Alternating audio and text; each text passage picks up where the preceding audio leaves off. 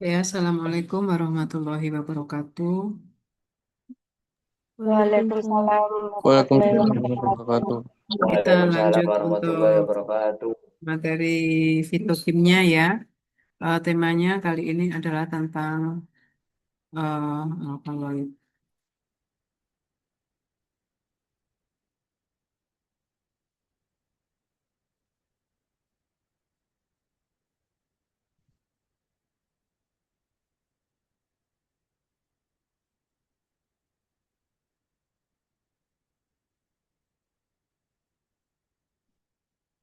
Ya, sebagai pendahuluan, alkaloid itu merupakan istilah ya yang berarti mirip dengan alkali gitu. Jadi alkaloid ya, alkali itu adalah sifat suatu bahan ya yang cenderung ke alkali, kemudian oid itu mirip ya. Nah, istilah ini muncul pada tahun 1819. Eh, Muncul istilah ini diusulkan oleh Misner,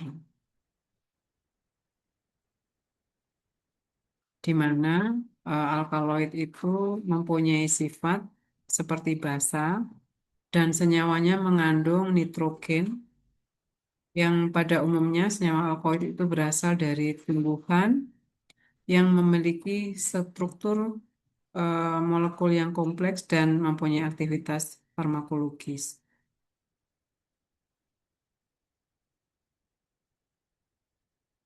Kemudian menurut Landenberg, alkaloid didefinisikan sebagai senyawa alam dari tumbuhan yang memiliki sifat basa dan mengandung setidaknya satu atom nitrogen dalam cincin heterosiklik serta memiliki aktivitas biologis.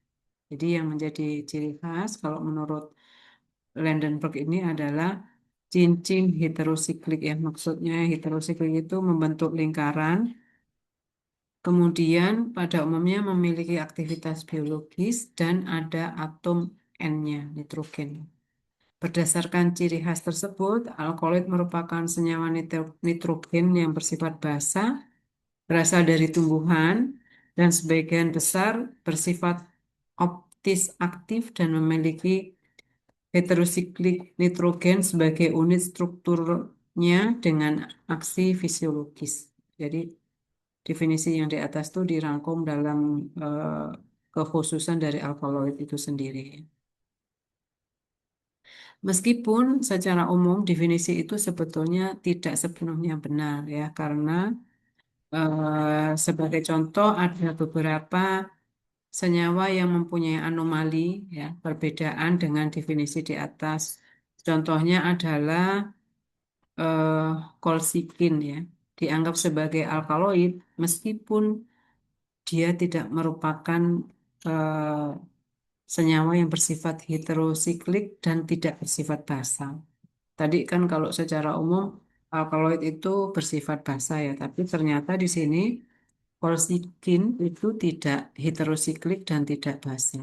Kemudian tiamin ya, vitamin B merupakan basa nitrogen heterosiklik tetapi tidak termasuk sebagai alkaloid karena tersebar secara universal dalam materi yang bersifat hidup. Nah, sedangkan di sini tiamin ya meskipun dia mempunyai basa nitrogen yang bersifat heterosiklik, tetapi dia tidak tergolong dari alkaloid.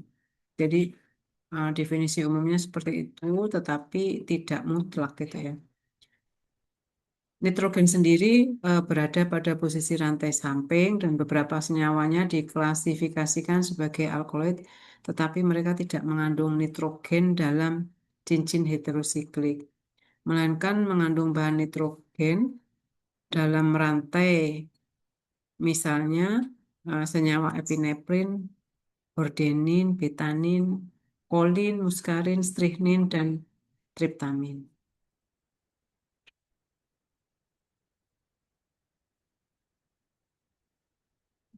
Jadi ini maksudnya, kalau tadi kan definisi alkaloid itu unsur nitrogennya di dalam cincin heterosiklik ya, tapi ternyata ada juga anomali di mana nitrogen itu berada di rantai samping, tapi dia merupakan alkaloid. Contohnya ini tadi epinefrin dan teman-temannya ini. Ya.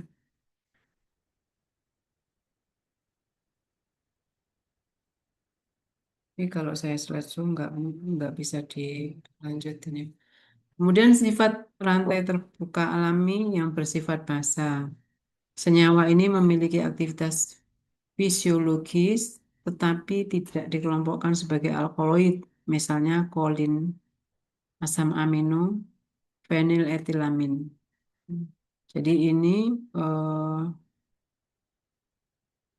tidak semua senyawa yang mempunyai aktivitas fisiologis itu dikatakan sebagai alkaloid. Kemudian piperin tidak memiliki sifat basa maupun aktivitas biologis apapun, tetapi dimasukkan ke dalam golongan alkaloid. Senyawa yang sepenuhnya memiliki definisi seperti cincin nitrogen basa heterosiklik yang aktif secara fisiologis, tetapi tidak dikelompokkan sebagai alkaloid adalah tadi ya sudah disebutkan ada tiamin, kafein, purin, theobromine, dan santin. Kemudian menurut Topileter, alkoholit itu adalah senyawa siklik yang mengandung nitrogen dalam keadaan eh, oksidasi negatif yang penyebarannya terbatas dalam organisme hidup.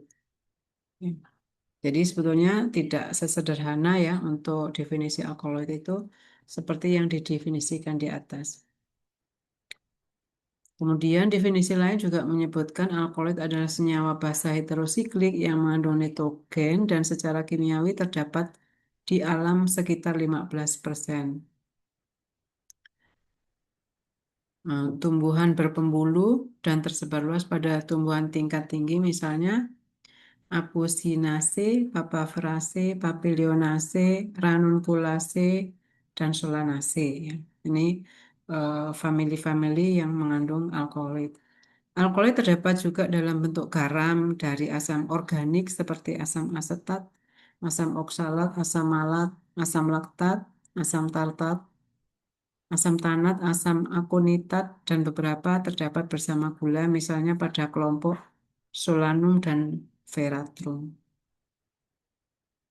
Bagian mana dari tanaman itu yang menghasilkan alkaloid? Ada di bagian daun, contohnya adalah dari nikotin. Nikotin ini tembakau ya, dari tanaman tembakau. Kemudian pada kulit batang, sinkonin, kinin, kemudian pada biji ada strychnin, nibidin, dan pada akar ada rauwolfia ya, glycyrrhizin, punarvanin 1 dan 2.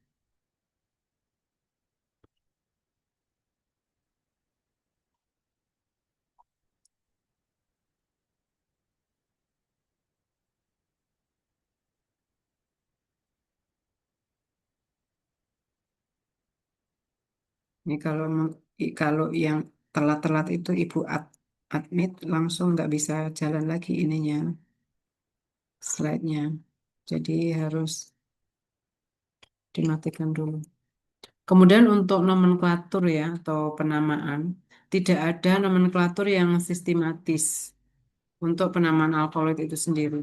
Beberapa metode untuk nomenklatur antara lain adalah sebagai berikut. Tapi eh, kan kalau kita menyebutkan tata nama senyawa kimia itu kan punya aturan ya. Tapi kalau untuk alkaloid ini secara khusus tidak ada. Tapi secara umum ada yang menggunakan sebagai berikut. Yang pertama berdasarkan sumbernya, dinamai sesuai dengan famili tempat mereka ditemukan. Misalnya papaverin ini berasal dari tanaman Papaver somniferum ya. Jadi namanya papaverin. Kemudian punarnavin, ephedrin gitu ya. Kemudian yang kedua berdasarkan respon fisiologisnya. Jadi responnya apa terhadap fungsi tubuh kita. Kemudian namanya dinamai sesuai dengan respon fisiologisnya. Misalnya morfin berarti dewa mimpi, emetin berarti menyebabkan muntah. Kemudian berdasarkan penemunya, dinamai sesuai dengan penemuannya, misalnya kelompok Pelletier dinamakan sesuai dengan penemunya yaitu eh, Pelletier. Kemudian perfix ya, dinamai dengan beberapa prefiks yang tetap dalam nomenklatur alkohol. Misalnya perfix ini awalan ya, ada epi, iso, neo, pseudo, nor. Ya. Untuk kelompok CH3 tidak terikat pada nitrogen. Jadi namanya tidak ada aturan spesifik untuk penamaan. Kemudian untuk klasifikasi dari alkaloid itu sendiri berdasarkan taksonomi menurut familinya misalnya Solanaceae, Papilionaceae tanpa mengacu pada jenis kimia alkaloid yang terdapat dan cara lain menurut genus misalnya Ephedra, Cinchona dan lain-lain. Jadi klasifikasinya itu pengelompokannya itu ada yang berdasarkan taksonomi, ada yang berdasarkan farmakologi, ada yang berdasarkan biosintetik. Contoh yang farmakologi eh, atau berdasarkan responnya, contohnya ada alkaloid analgesik. Berarti alkaloid tersebut berfungsi sebagai analgesik. Kemudian ada alkaloid kardiotonik eh, dan lain-lain. Ya, tidak memiliki kesamaan secara kimiawi, tetapi fungsi farmakologisnya sama. Kemudian berdasarkan biosintetisnya, dalam hal ini alkaloid diklasifikasikan berdasarkan jenis prekursor atau senyawa penyusun yang digunakan oleh tanaman untuk mensintesis struktur kompleksnya. Contohnya adalah morfin, papaverin, narkotin, tubokurarin, dan kolkisin pada basa turunan feniltirosin. Kemudian untuk klasifikasi kimia berikutnya berdasarkan klasifikasi kimia. Ya. Klasifikasi ini yang digunakan secara universal tergantung pada struktur dasar penyusunnya. Dikelompokkan menjadi dua, yaitu yang pertama ada alkaloid non-heterosiklik, kemudian yang kedua ada alkaloid heterosiklik. Yang non-heterosiklik pada kelompok alkaloid ini tidak memiliki satupun cincin heterosiklik dalam strukturnya. Misalnya hordinin dari Hordium vulgare, ephedrin dari Ephedra gerardiana. Kemudian alkaloid heterosiklik, menurut cincin heterosikliknya ada alkaloid ini dibagi sebagai berikut. Yang pertama, pirol pirolidin. Jenis alkaloid ini mengandung cincin pirol atau pirolidin dalam strukturnya. Misalnya Hygrines coca spesies pirolizidin adalah alkaloid yang mengandung cincin heterosiklik pirolizidin dalam strukturnya. Misalnya senesipilin senesio spesies. Ini strukturnya seperti ini. Jadi nanti kan beda dengan kemarin ya. Kalau kemarin eh, ada struktur khusus ya. Kemarin apa antraquinon ya. Nah, kalau alkaloid ini bisa berbeda-beda strukturnya. Nih seperti ini strukturnya untuk pirol, pirolizidin, piridin.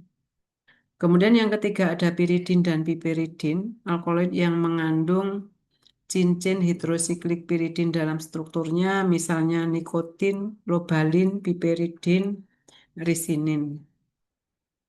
Yang keempat ada piperidin atau tropana, alkaloid yang mengandung cincin tropana, misalnya hiosiamin, atropin, hiosin, solanase ya, dari kokain, kokain dari tanaman spesies koka. Ya. Ini nama familinya ya, nama tanamannya. Kemudian ada quinolin, alkaloid yang mengandung cincin quinolin dalam struktur kimianya. Contohnya adalah quinin, quinidin dari kulit kayu Cinsona susirubra ya. Kemudian ada cinsonin, cinsonidin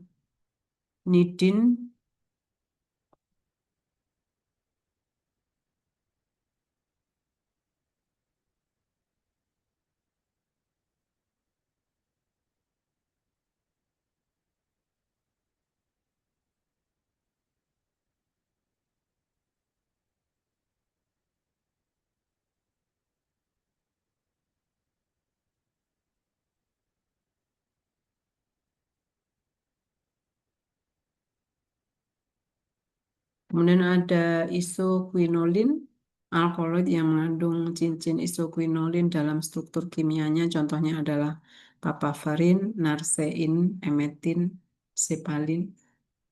Ada isoquinolon ya, tadi namanya ya, cara penamaannya tidak ada nomenklaturnya, tapi di sini ada iso, berarti dia alkaloid ya, kalau menurut aturan umum tadi ya.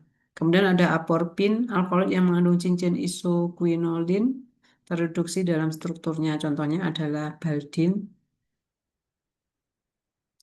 Kemudian ada norlupinen, alkaloid yang terdapat dalam tumbuhan leguminase, misalnya spartin, lupanin. Kemudian ada alkaloid indol, alkaloid yang mengandung cincin indol, misalnya yohimbin, aspidospermin. Ini nama tanamannya ya, vinblastin, vincristin, vinblastin ya, vincristin dari Catharentus rosius ya, tapak dara. Ini mohon maaf ya untuk nama-nama tanamannya saya masih belum diperbaiki. Ini namanya harusnya kan ditulis miring atau di garis bawah gitu ya, jangan ditiru ya. Ini yang salah ini.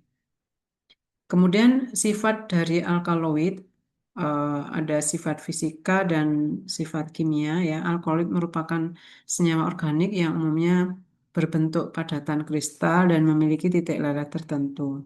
Kemudian secara fisik alkaloid biasanya berwarna putih atau kekuningan dan sifatnya adalah basa lemah atau alkalis. Meskipun tidak selalu ya, tadi ada anomali atau perkecualian pada beberapa senyawa. Kemudian pada umumnya larut dalam pelarut organik seperti etanol, kloroform, ether tidak larut dalam air kecuali dalam bentuk garamnya. Kalau dia punya bentuk garamnya, dia akan larut pada air, tetapi umumnya hanya pada pelarut organik. Kemudian dapat berubah tergantung pada bentuk kimianya, bentuk bebas atau garam, dan pH dari lingkungan. Nah, sifat pelarutannya dapat berubah tergantung dari bentuk kimianya. Kan tadi bisa dalam bentuk garamnya ya. Otomatis kalau dalam bentuk garam itu ya larut air seperti itu. Atau tergantung pada pH lingkungan. Kemudian untuk sifat kimianya, secara kimia, alkaloid merupakan senyawa nitrogen organik yang biasanya mengandung satu atau lebih atom nitrogen dalam cincin heterosikliknya. Ini sesuai dengan definisi yang di atas tadi ya. Kemudian struktur kimia alkaloid sangat bervariasi, tetapi umumnya termasuk senyawa dengan cincin alkaloid seperti piridin, piperidin, isoquinolin dan indol.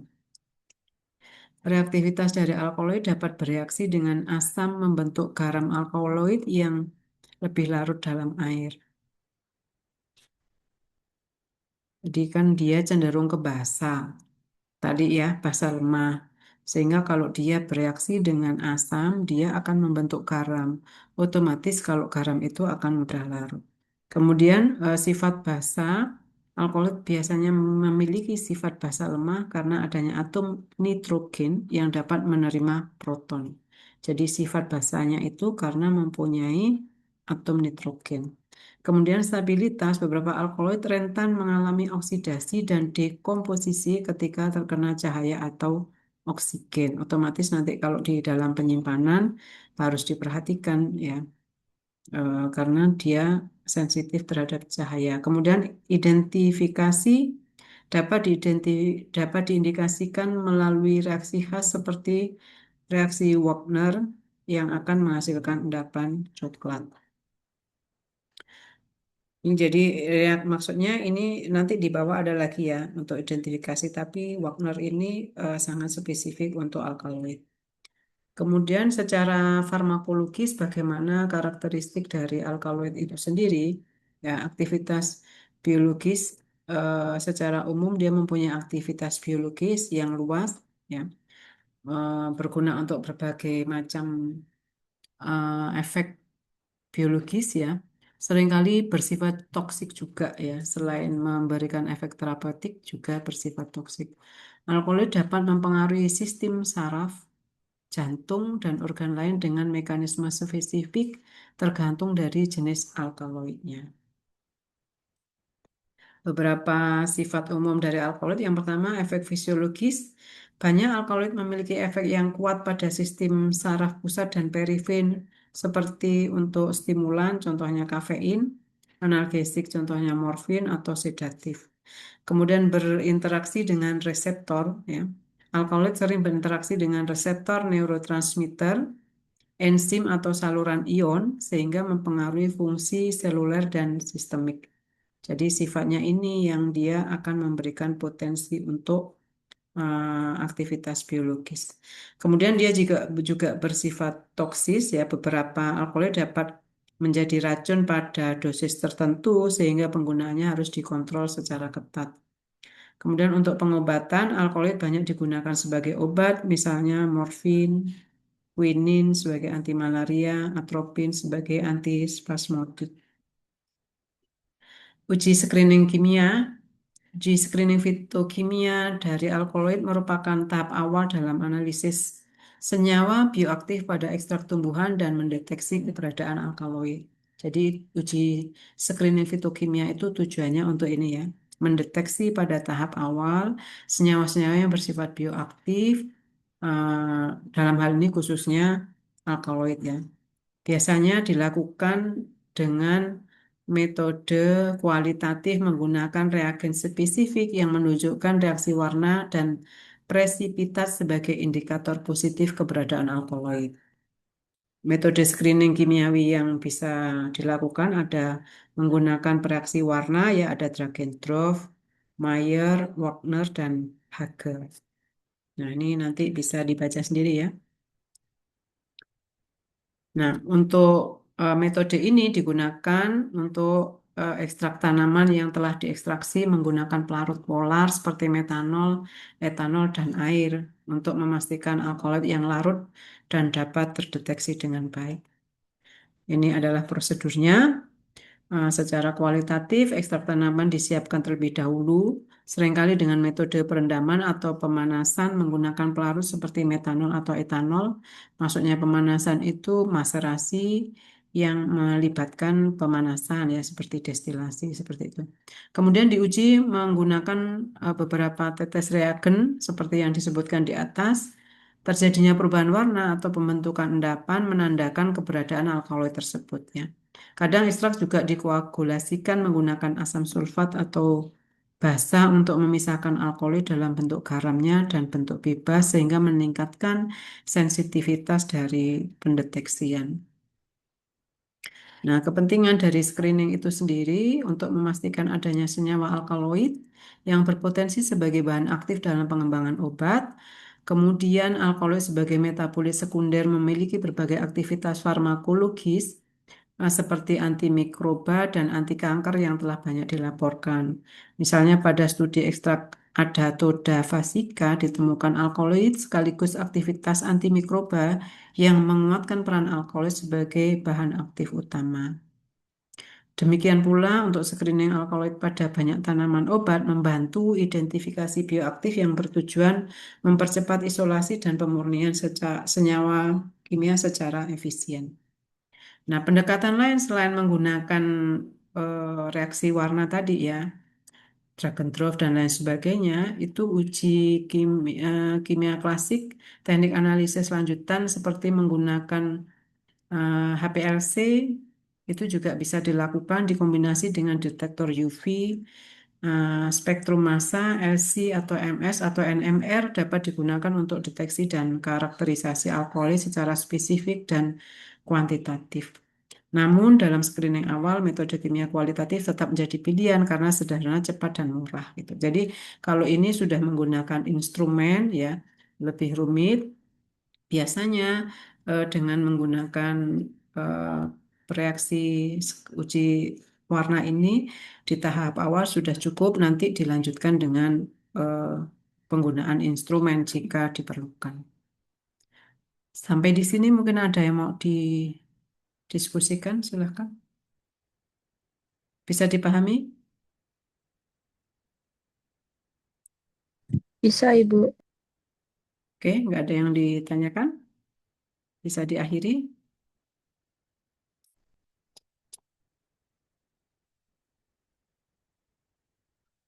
Diskusi di grup aja ya. Silakan kalau mau diskusi di grup WA.